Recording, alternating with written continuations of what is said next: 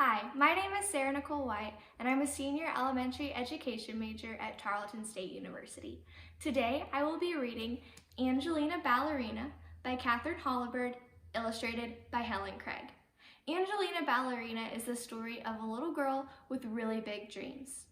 Do you have really big dreams? Let's see how Angelina is able to reach her dreams. More than anything else in the world, Angelina loved to dance. She danced all the time and she danced everywhere. And often she was so busy dancing that she forgot about the other things she was supposed to be doing.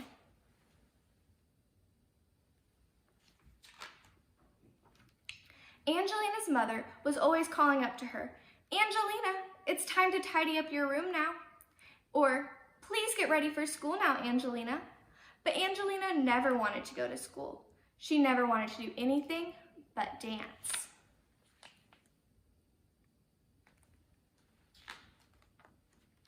One night, Angelina even danced in her dreams. And when she woke up in the morning, she knew that she was going to be a real ballerina someday. When Mrs. Mouseling called Angelina for breakfast, Angelina was standing on her bed doing curtsies.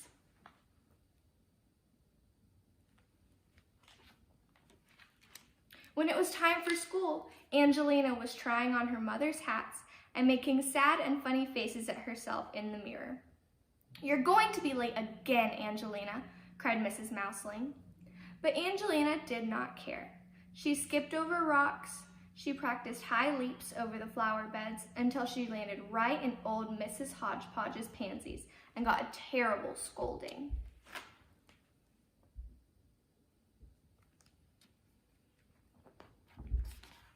At playtime, she twirled and spun across the playground, so fast that none of the little boys in her class could catch her, and they were all very cross. After school, she did a beautiful arabesque in the kitchen and knocked over a pitcher of milk and a plate of her mother's best cheddar cheese pies. "Oh, Angelina, your dancing is nothing but a nuisance," explained her mother.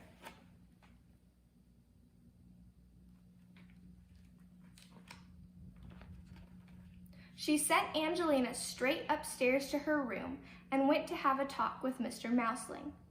Mrs. Mouseling shook her head and said, "I just don't know what to do about Angelina." Mr. Mouseling thought a while, and then he said, "I think I may have an idea." That same afternoon, Mr. and Mrs. Mouseling went out together before the shops closed. Have you ever done something that you really wanted to do, but maybe it got you in trouble? Well, let's see what the solution that Mr. and Mrs. Mouseling figured out.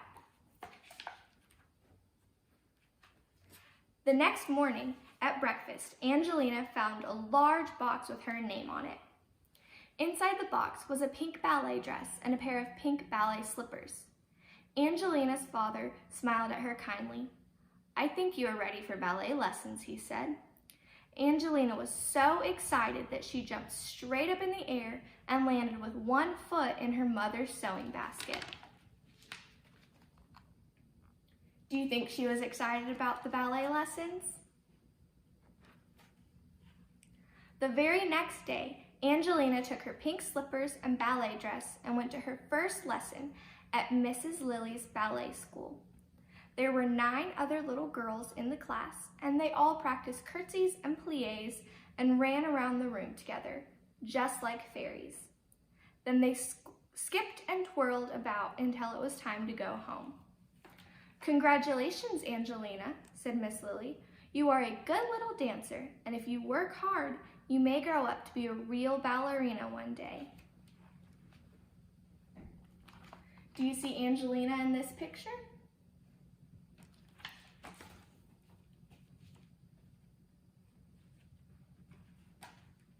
Angelina ran all the way home to give her mother a big hug.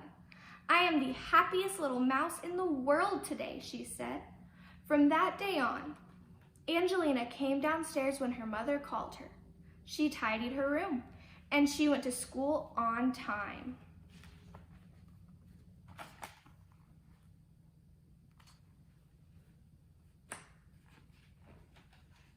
She helped her mother make cheddar cheese pies, and she even let the boys catch her on the playground, sometimes.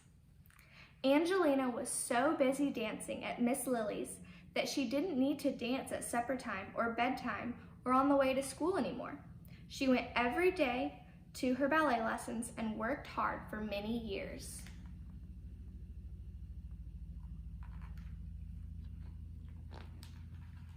Until she at last became the famous ballerina, Mademoiselle Angelina, and people came from far and wide to enjoy her lovely dancing.